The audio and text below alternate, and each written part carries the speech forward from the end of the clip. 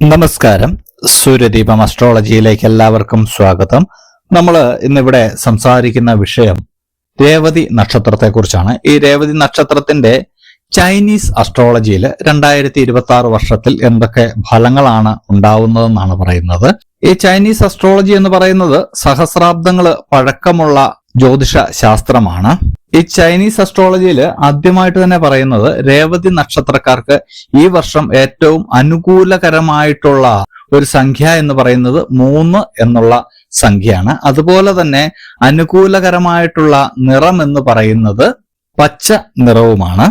Chinese അസ്ട്രോളജിയിൽ Indian അസ്ട്രോളജിയിൽ തുളസിച്ചെടിക്ക് എത്രത്തോളം പ്രാധാന്യമുണ്ടോ അത്രത്തോളം തന്നെ പ്രാധാന്യമുണ്ട് ലക്കി ബാംബു എന്ന് പറയുന്ന ചെടിക്കും.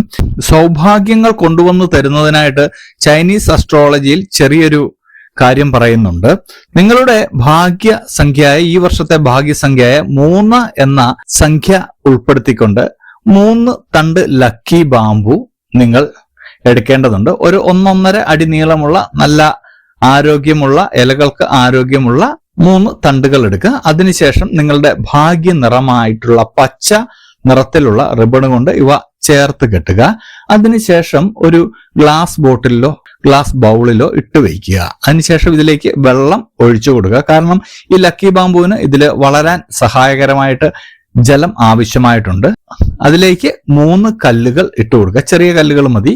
അതിനുശേഷം ഈ ഗ്ലാസ് ബോൾ നിങ്ങൾ കിടക്കുന്ന മുറിയിൽ കൊണ്ടുചെന്ന് വയ്ക്കുക. രാവിലെ എഴുന്നേൽക്കുന്നുടനെ ആദ്യ ദർശനം ഇതിലേക്കായിരിക്കണം, ഈ ലക്കി ബാംബുവിലേക്കായിരിക്കണം. ആ രീതിയിലാവണം നിങ്ങൾ ഇത് സ്ഥാപിക്കേണ്ടത്. ഇങ്ങനെ സ്ഥാപിച്ചു കഴിഞ്ഞാൽ വളരെ സൗഭാഗ്യങ്ങൾ നിങ്ങൾക്കുണ്ടാവുന്നതാണ്. കാരണം നമ്മൾക്ക് ഏറ്റവും സൗഭാഗ്യകരമായിട്ടുള്ള ചില കാഴ്ചകൾ കണ്ടുകൊണ്ട് നമ്മൾ ഒരു ദിവസത്തിന്റെ തുടക്കം തുടങ്ങുകയാണെങ്കിൽ അന്നേ ദിവസം എല്ലാം ശുഭകരമായിരിക്കും. ആ തത്വത്തിലാണ് ഇവിടെ ഇത് പറയുന്നത്.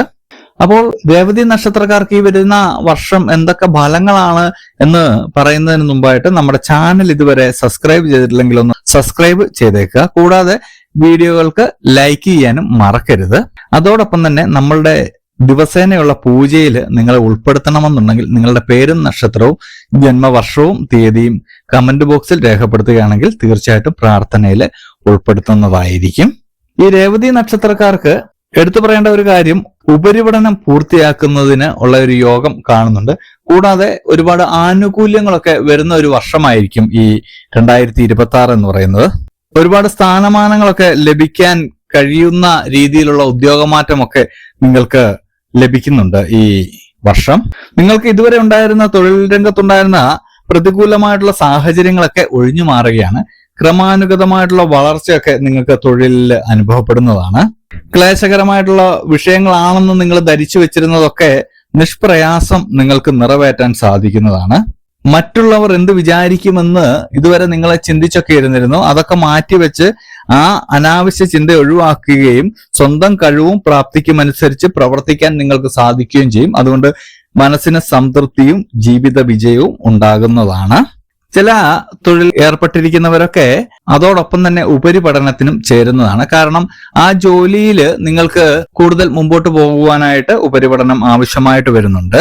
അങ്ങനെ ഉപരിപഠനത്തിനൊക്കെ നിങ്ങൾ ചേരുന്നുണ്ട്. സാഹചര്യങ്ങൾക്ക് അനുസൃതമായിട്ടുള്ള നിങ്ങളുടെ പ്രവർത്തനമൊക്കെ സർവ്വ ആദരങ്ങൾക്കും വഴിയൊരുക്കുന്നതാണ്. നിങ്ങളുടെ ബിസിനസ്സിലൊക്കെ ഗണ്യമായ മാറ്റം നിങ്ങൾ വരുത്തുകയും അത് വിപുലമാക്കുകയും സാമ്പത്തിക ലാഭം ഉണ്ടാക്കുകയും ചെയ്യുന്ന ഒരു വർഷമായിരിക്കും. സ്വയം തൊഴിലൊക്കെ തുടങ്ങാൻ ആഗ്രഹിക്കുന്നവര് ഈ വർഷം തുടങ്ങുന്നത് വളരെ നല്ലതായിരിക്കും. വിജയമാണ് നിങ്ങളെ കാത്തിരിക്കുന്നത്. മുൻപ് നിങ്ങളോട് നിസ്സഹകരണം കാണിച്ചിരുന്ന സഹപ്രവർത്തകരൊക്കെ ഇപ്പോൾ സഹകരണ മനോഭാവത്തോടുകൂടിയൊക്കെ പെരുമാറുന്നതാണ്. നിങ്ങൾക്ക് ലോട്ടറി ഭാഗ്യമൊക്കെ വന്നു ചേരുന്നുണ്ട് ഈ വർഷം ആദ്യ ഭാഗത്ത്. വൈദ്യുതിയുമായിട്ട് ബന്ധപ്പെട്ട് ജോലി ചെയ്യുന്നവരൊക്കെ ഈ ആദ്യ ഭാഗത്തൊന്ന് ശ്രദ്ധിക്കേണ്ടതുണ്ട്. ചെറിയ അപകടങ്ങളൊക്കെ നിങ്ങളെ കാത്തിരിക്കുന്നുണ്ട്.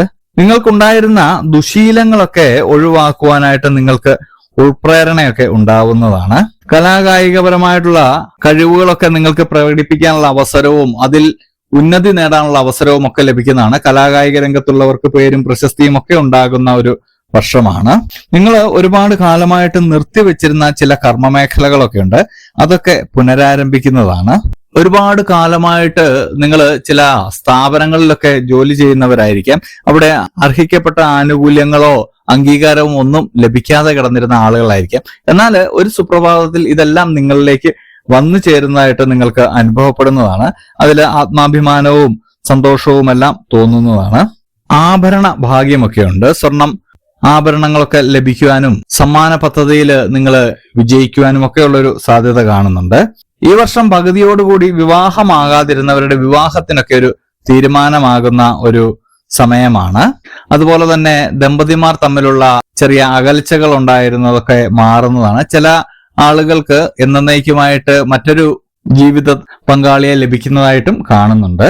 നിങ്ങൾ ഒരുപാട് പണം കയ്യിലേക്ക് വന്നു കഴിയുമ്പോഴേക്കും അനിയന്ത്രിതമായിട്ടുള്ള ചെലവുകൾ നിങ്ങൾക്ക് വരുന്നതാണ്. ആ ചെലവുകളൊന്ന് നിയന്ത്രിക്കേണ്ടതാണ്. അങ്ങനെ നിയന്ത്രിച്ചു കഴിഞ്ഞാൽ ഭാവിയിലേക്ക് നിങ്ങൾക്ക് വളരെ നല്ലതായിട്ട് മുന്നോട്ട് പോകാൻ കഴിയുന്നതാണ്.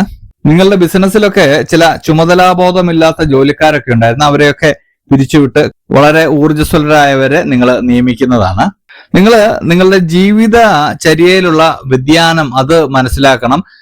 ചില വ്യായാമ മുറകളൊക്കെ ചെയ്യുന്നത് വളരെ നല്ലതായിരിക്കും. ഇല്ല എങ്കിൽ രോഗാവസ്ഥയിലേക്കൊക്കെ നിങ്ങൾ പോകാനൊരു സാധ്യതയുണ്ട് ഈ വർഷം അവസാനമാകുമ്പോഴേക്കും. നിങ്ങളുടെ ഏറ്റവും അടുത്ത സുഹൃത്തോ അല്ലെങ്കിൽ ഏറ്റവും അടുത്ത ഒരു ബന്ധുവോ ഒക്കെ അകാലത്തിൽ വിയോഗം സംഭവിക്കാൻ സാധ്യതയുണ്ട് ഈ വർഷം അവസാനമാകുമ്പോഴേക്കും. അത് നിങ്ങളുടെ ഒരു തീരാ നഷ്ടമായിട്ട് തന്നെ മാറാനുള്ള സാധ്യതയും കാണുന്നുണ്ട്. ഇതില് പ്രാർത്ഥിക്കുക എന്നല്ലാതെ മറ്റൊരു പോംവഴിയില്ല. വിയോഗങ്ങൾ ആർക്കും തടഞ്ഞു നിർത്താൻ കഴിയുന്നതല്ല. നിങ്ങൾ പ്രണയസാഫല്യമൊക്കെ അനുഭവിക്കുന്ന ഒരു സമയമായിരിക്കും ഈ വർഷം അവസാനം. ആഗ്രഹിച്ച വിവാഹമൊക്കെ നടക്കുന്നതാണ്. അതുപോലെ തന്നെ ഒരുപാട് കാലമായിട്ട് സന്താനങ്ങളില്ലാത്തവർക്ക് സന്താനമൊക്കെ ഉണ്ടാകുന്നതാണ്. മറ്റൊരു കാര്യം എടുത്തു പറയേണ്ടതുണ്ട്. ഭവനഭാഗ്യമാണ് നിങ്ങൾക്ക് ഈ വർഷം കാണുന്നത്. ഭവനമില്ലാത്തവരൊക്കെ ഒന്ന് പരിശ്രമിച്ചു കഴിഞ്ഞാൽ ഈ വർഷം നിങ്ങൾക്ക് ഭവനമൊക്കെ ഉണ്ടാവുന്നതാണ്. അതുപോലെ തന്നെ നിങ്ങളുടെ സാമ്പത്തിക സ്ഥിതി മെച്ചപ്പെടുന്നു എന്നുള്ളതാണ് ഈ 2026 എടുത്തു പറയേണ്ട ഒരു കാര്യം. ഒരുപാട് കാലമായിട്ട് നിങ്ങളെ അലട്ടിക്കൊണ്ടിരുന്ന പല പ്രശ്നങ്ങൾക്കും ഈ വർഷം പരിഹാരമുണ്ടാകുന്നുണ്ട്. പ്രാർത്ഥനയോടെ മുന്നോട്ട് പോയാൽ മാത്രം മതിയാകുന്നതാണ്.